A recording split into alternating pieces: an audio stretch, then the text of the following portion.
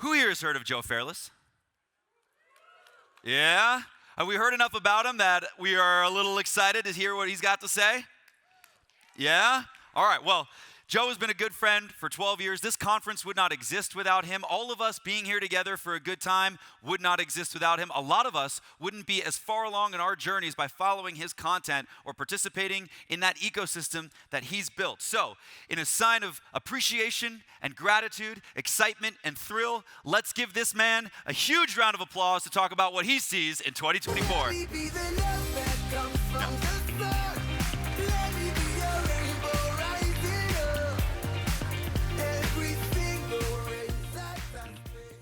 Good morning. This conference would not exist if it weren't for each of you. Welcome, Dave. Good to see you. Returning conference member. So, while I've heard two economists talk and have different views of what's going on, what will happen, and ultimately the takeaway I have is we've got to focus on what we can control, right? I completely agree that focus on the horizon 5 years. Hey, where's real estate going to be in 5 years? Probably in a better spot. But we also have got to focus on what's the here and now, and what are the challenges that we're coming across right now. And so the conversation today is going to be about how do we make progress on the challenges that we currently have. Who has a challenge right now that you're working through in business? Who doesn't have a challenge? Yeah, you're not trying hard if you don't have a challenge. Raise your hand again, who has a challenge? And I'm going to ask a couple brave people to share what the challenge is. So I see people put the hands down. Fair enough. That was quick. Would you mind sharing? What is your challenge right now in business? Current challenge is finding deals that pencil out. Yeah. We're going to talk about that. She said current challenge is finding deals that pencil out.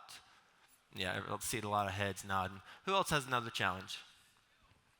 Yes, sir. Just dealing with banks and how they're underwriting the deal from the financing side. Yeah, how more conservative, how banks are underwriting currently and compared to how they've been underwriting previously last couple years. One more challenge. Velocity and quality of unit turns at properties. And what specifically about that? It's taking, as opposed to 10 to 14 days to turn a unit, more like a month to 6 weeks because of the availability of labor and material. It's taken longer to turn units because of labor, material availability, and that hurts the bottom line. And combine that with rents are going down in some places, and expenses are going up in all places. So there's a lot of challenges, and I'm up here talking, but this isn't about me. This is about you. This is your time. And the focus of the conversation today is going to be 3 simple questions to ask when you're coming across these complex challenges. So what my goal is today is I'm going to jump up here. What my goal is today is to talk about how do we solve for the immediate challenge that you're facing, and then how do we set us all up for success in the long run. So these 3 things, interest rates, tornadoes, and traffic, what do they all have in common? Who can guess what they all have in common? Oh, wow. I thought this was going to be a tricky question. Yeah, we can't control them. Negative events that we can't control. Yeah. And here's another one. And this woman, whenever she said, hey, tough deal flow, this is something that probably doesn't surprise anyone, right? Does this slide surprise anyone? No, transaction volume lower. It's harder to find deals. And I was talking to a friend of mine, Tony, and he mentioned, hey, I've done some deals, not syndications, but I've done some of my own real estate deals, and it's hard to find deals right now. I said, yeah, it's hard for everyone in this room, including myself, to find deals that pencil right now. And so what do we do about that? Well, that's beyond our control for the most part. I understand we can get more resourceful. We can talk to owners, try to get them to come to reality based on what their property is currently worth. But generally speaking, the capital markets, the interest rates, the Treasury going up to 4.5% today, that's out of our control. So what do we do in that situation? Well, very simply, we focus on what we can control. And in that scenario, in Tony's scenario, I talked to him. I said, and he came to me. He was very, he was distraught. He was disappointed. His energy level was low because he felt like he couldn't find a deal, so it was out of his control. I said, well, hey, what can you control? Because there are things that matter, finding a deal. There are things you can control, and then there's things right in the middle that we can focus on, that we can control, that will help us whenever they do decrease rates a couple times and the transaction volume opens up. So I talked to him. I said, hey, how about talking to brokers right now? Brokers have nothing to do right now, right? They're bored. How hard was it to get in touch with a broker 2-3 years ago when you're trying to establish a relationship? Yeah, it was really hard. And now they have no one to talk to. They have no deals to do. So this is an absolute perfect time to capitalize on new relationships with brokers so that we can set the stage when the capital markets open up, that we have developed those relationships really well, and they're going to be speaking to us when they have new opportunities. There are certain things we can do during these times that we can control that will ultimately lead us to the outcome that we want when the time is right. Another thing I talked to him about was having conversations with investors and having, developing a cadence with investors when you do the communication with them. So things that we can control. So, but why should we focus on the things we can control? Well, it's really simple. When we can control things, we create certainty in ourselves. And think about, for a moment, the 10-year Treasury and interest rates staying where they're at or maybe even increasing. Think about things that we can control. Does it make us feel? Terrible, right? Makes us feel, it's not a very empowering feeling. Conversely, when we focus on what we can control, we take more action, we make more progress, we get more results, and we become stronger pandas. And with that, we want to, it's a cyclical thing, because the more action we take, the more progress we make, the more results. And so what I'm going to do is I'm going to share 3 questions I ask, and then I'm going to share 4 stories. 4 stories about challenges that I've come across. And again, they're stories that are my stories. However, they're really about you, because the stories that I have, I've intentionally put them together, or we're going to talk about them to see what insights can I help with, for you. So the 3 questions to ask: what's my best realistic outcome? One of my stories, I did not ask this question, and it was a problem. The second question: what can I control? The third question: how can I make daily progress? So I've got 4 stories, as I mentioned. Not all of them are going to have a Hollywood ending. And so you'll enjoy that for people who like to root for the bad guys. Who attended the conference this time last year? And what was happening with the banking industry?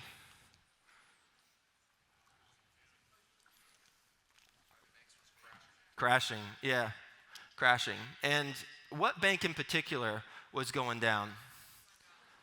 Silicon Valley Bank, yeah. Thank goodness we didn't have any money with Silicon Valley Bank. We had our money with First Republic Bank, so we were good. But thank goodness we didn't have our money with Silicon Valley Bank. Oh, wait. The next day, after the conference last year, on Saturday, this is the picture that I came across. People lining up outside in the rain in California on a Saturday trying to get their money out of the bank that we had a lot of our operating accounts, the money of our properties in. So much uncertainty.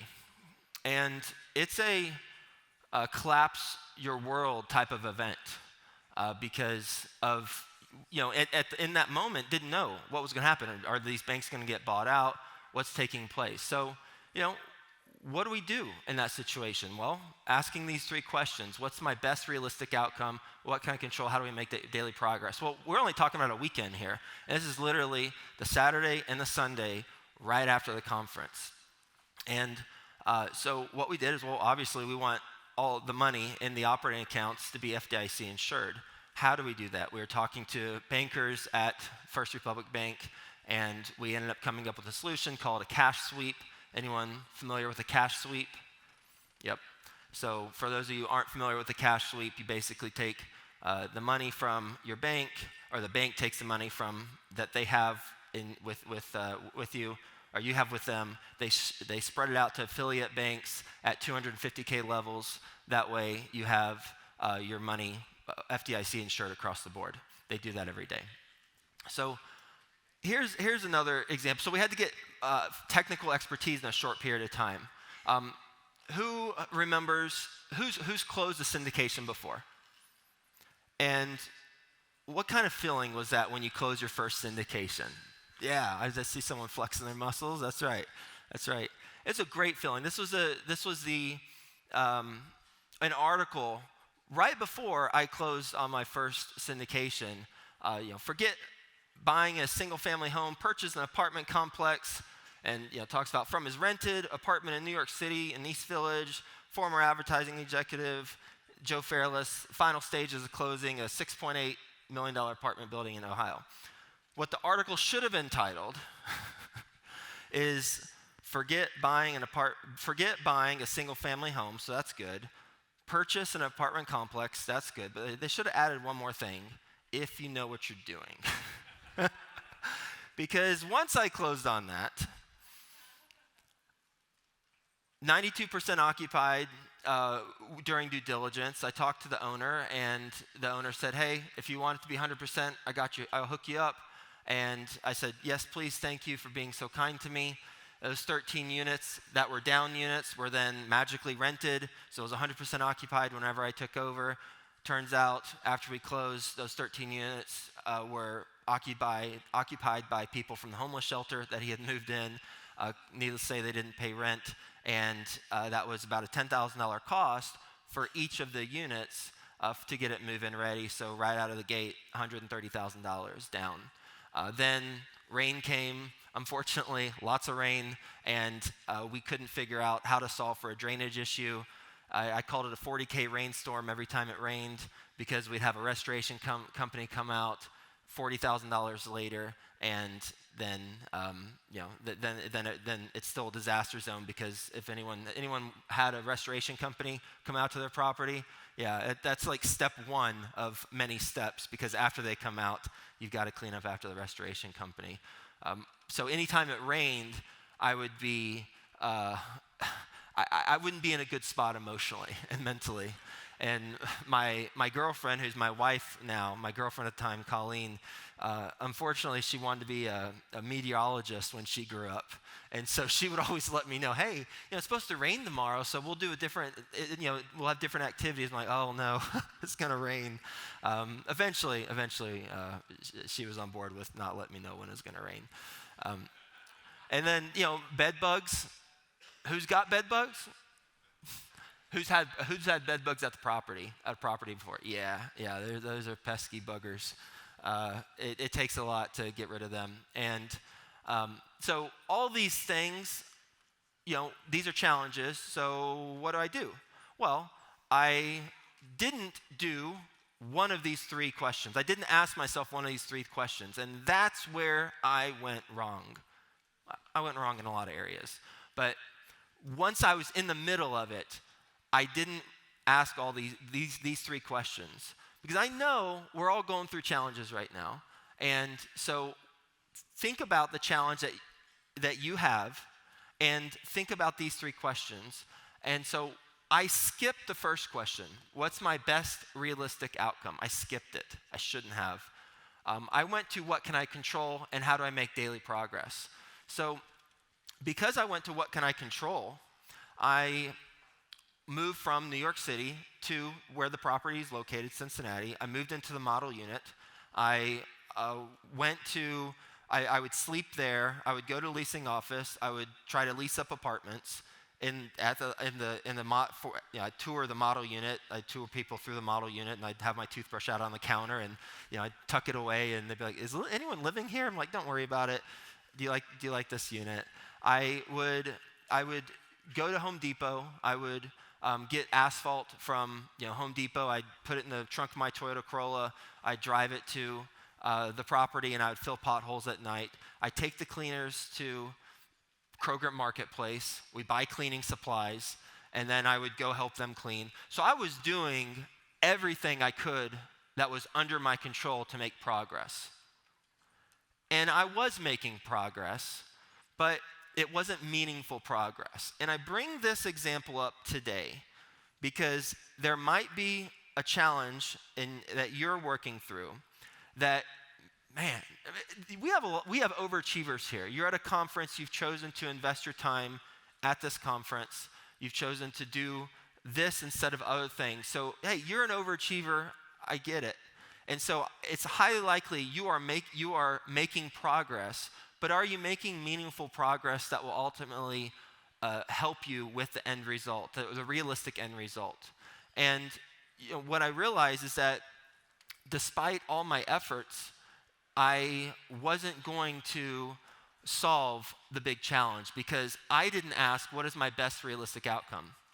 And if I had, then I would have realized that what I was doing didn't make a difference. So I needed to really understand, hey, should I sell right now? Should I just cut the losses and sell right now?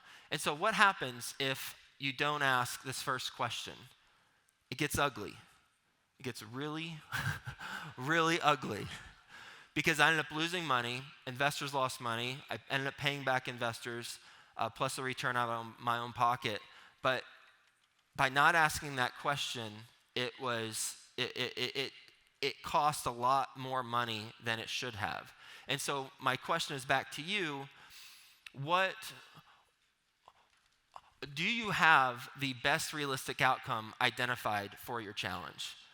I always start with, what's my ideal outcome? Any challenge, I always start with, what's the ideal outcome? And then I ask, and now what's reality? And if reality doesn't match up with what's the ideal outcome, then I take it a level down and a level down until eventually I get to what's my best realistic outcome. So we sold the property, and then this was my bank account after we sold. And quick math, a little bit of money and a whole lot of credit card debt for that quick math. About $2,000 in the bank account and $30,000, $40,000 worth of credit card debt. So what do you do? What do you do in that situation? What can we control? Because this year, perhaps, and last year, perhaps, have not been as financially rewarding for you if you're on the operating side as a general partner than previous years. And perhaps your finances are not as strong as they were in previous years.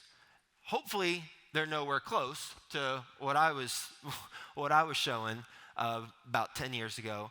But nonetheless, there's a challenge there. So what's the best realistic outcome? When I was in that situation, I thought, what is the best realistic outcome? What can I control? What can I make daily progress on? Ultimately, what we make progress on is our mindset. And Tony Robbins talks about 80% psychology, 20% tactics or mechanics. And I agree with that. So I do a daily journal. And this is the entry from my daily journal, the day I had that bank account. So when I was showing $2,000 in the bank and a whole lot of credit card debt, this was my mindset. And so I would encourage you to adopt a similar mindset regardless of, if you're at that way low level I was at or if you're at the level you're at now and you want to continue to improve and optimize. And it's broken up into interesting components I looked at later. The first bullet point, 5 things I'm truly grateful for: my amazing relationship with Colleen, my girlfriend at the time, now my wife, Jack, our terrier, Yorkie, my family support, the sale of the property, and helping Andrea reach her goals. She was the one who was going to be buying the property. That sale fell through. Someone else ended up buying the property. My expansive network. And so I've got things I'm grateful for. Start with gratitude. And then certainty right after that. I know I can achieve anything. All I need is within me now. I can go into overdrive. I need to go into overdrive. And today, and then so I got gratitude, certainty, and now what's the plan? What's the plan to make progress daily? And then I end with what I'm grateful for. Clearly, it wasn't 40K rain anymore. It was beautiful weather that day, and grateful that life happens for me, not to me. So I suggest that we take a temperature check of, hey, where's my mindset in the middle of all this? And what's worked for me is gratitude, certainty, and then having a plan. Who's got some floating rate debt that they're working through? Yeah, I heard a groan, I think, too. Yeah, double groan. So that's something that we're working through also. And we can't control what we've already, if we have floating rate debt with the costs associated to it, the variable costs associated to it. So what can we control? Well, again, going through these three questions, you can control the income and you can control the expenses, which ultimately influences the NOI. And so what we did is we looked at every single line item on income and every single line item on expenses. And we went to optimize them. And here's an example of one thing that we did that could be helpful for you is we looked at our renovation supplies specifically. And we said, hey, how are we currently getting renovation supplies, and how can we get them cheaper with the same quality? And so in the top left, I'll let you orient yourself with this chart for a moment. Cash per item up top, more expensive up top, lead time, you can see. So going from the top left, let's call that you're getting your renovation supplies at Home Depot, for example. So it's expensive per item, but it's a short lead time, right? So then we move down, and the next would be HD Supply. You purchase those you purchase those supplies from HD Supply, and you're able to have them in a little bit longer lead time, a little bit better pricing. Then you keep going down to the right. You partner with a property management company, and that property management company has economies of scale from other people, other groups they work with. Therefore, you're able to get better pricing. And then the last part, the cheapest way to get your renovation materials is buy them directly from the supplier. So what we do now is we buy our renovation materials directly from the supplier. We get them shipped overseas to a warehouse in Dallas. We kit them up, and we send them out. And so this thought process can be applied to every line item that you have on your income and your expenses. And we have sponsors with booths at this conference who can help you with certain line items on your income statement. And so my suggestion is to first identify where you're at with each of these items and have conversations with your neighbor and others of where are you at on a cost per unit for cost per item for these three things. And then share stories and then identify, hey, if you're paying this and I'm paying this, then I know it's possible to pay lower, so how can I do that? And that's a process that we've gone through, and it's helped us out a lot. We save 35%, like I mentioned, on our materials. So going back to you and your challenge, think about your challenge. What's your best realistic outcome? What can you do that will give you that control, and how do you make daily progress? Lastly, I'll end with this: 5 habits for sustainable success. And my suggestion is to identify just one that you'd like to do, and then commit to doing that for 30 days. These are 5 habits that I've either recently adopted over the past 12 months, or I've optimized from things I've been working on, and they've been really helpful for me. So one, you will not find me on my phone in the presence of a conversation. This is important to me. This is important to me. You will not find me looking at my screen. There's no phone at our dinner table. There's no phone, when I'm going out with friends. I'm not on my phone. When I go out with my daughter, I have to ask the strangers what time is it, so I know when to get her back for bedtime. There's no phone around, and it allows me to be more connected with who I'm with. I also don't have the phone in my bedroom. I keep my phone in my office at night. Volunteering, I've been volunteering, I've talked about volunteering before. What's new to this is that I realize that it is hard for me to prioritize and schedule volunteering in my life. And so what I've done is I have created more automated volunteering where the volunteering comes to me versus me being intentional about always doing it. Specifically, an example is I now mentor a Cincinnati person. I live in Cincinnati. I now mentor a new Cincinnati person once a quarter. And the structure of it is I have a call with them, and then they are to call me the next week with their progress. And so they're responsible for calling me, and it's helping me. I consider this volunteering.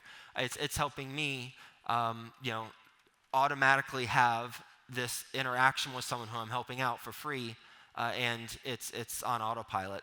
Another thing I do is pick up trash on the walks.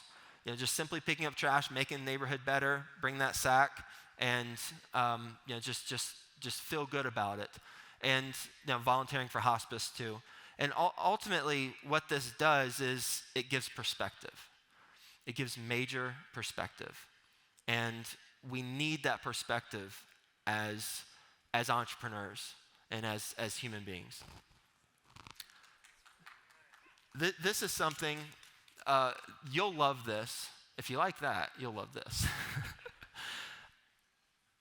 At our dinner table, we ask we ask multiple questions, but we always ask this one question.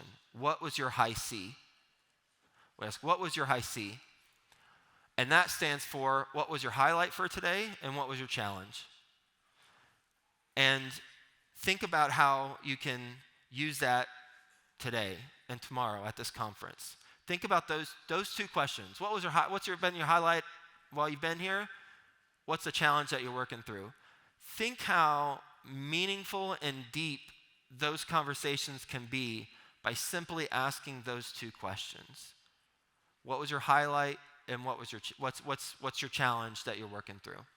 It's a great way to discover at the dinner table what's going on in your family's lives, what they're thinking about, what went on today that you aren't aware of.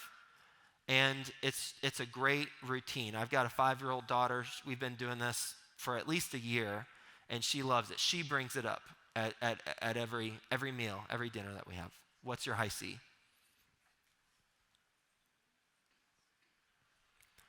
A lot of words. Apologize for that. I've spared you from a lot of words on slides for the most part. This one has a lot. These are the 6 people that I recommend. Well, I'll step back. I don't recommend.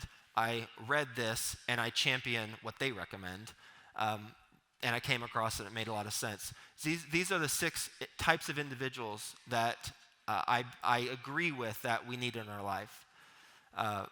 Cheerleader, I've got my wife up top, and I shared this with my wife a couple days ago, and she's like, "Why aren't I all these people?" You are all these people. I had to put different faces on there too. Cheerleader, a confidant, a comedian, inspire, a challenger, an empathetic listener. Ash Patel, you can see him bottom left. He helped me with this presentation, so if you don't like what I'm saying, you know who to talk to, him and only him. And one thing on the Inspire front, it's an organization, it's not a picture. And so my suggestion is, I know a lot of you are in organizations. That has been really beneficial for me to constantly be around people who I'm inspired by. And so, find an organization. There's lots of them out there, lots of really good ones out there that best suits you to get that community and get that inspiration. And lastly, before I wrap up, is 4 or 5. Who's gone to like at least 3 of these conferences? Yeah. So you might remember. I don't know. It was like 4 years ago, 5 years ago, where I said, "Hey, I want to be at least 195 pounds by this time next year." And then the following year, I came back and I was not at that weight. I was still fatter. And what I realized is that this is a riddle I had not been able to solve for my adult life. Ever since like I was 30, 35, when metabolism wasn't my friend anymore. And the solution, again, this is the solution that's worked for me. Perhaps it'll work for you, perhaps not. But the solution is intermittent fasting. The book Outlive by Peter Tia, and the app Body Fast. And I have cleanup crew here because I'm an amateur on this subject, clearly. I'm a real estate guy. But what I've read is that when our body's processing food all day long, and we eat 3 square meals, and it gives our body a break, this intermittent fasting, and a cleanup crew comes in and just kind of does some good stuff in our body. So with that, I will say that, hey, there's a lot of uncertainty. We are in my opinion, winter. Spring is coming. I don't know when, but spring is coming. But in the meantime, we've got to identify what is our outcome, what can we control, how do we make progress daily, and that progress will then be a stronger cycle for us to get under control and optimize what we have. And then ultimately we're going to focus on ourselves along the way, because we carry ourselves with us from every challenge and every place we go. So as long as we take care of ourselves and have this right approach, we're going to do well. Thank you.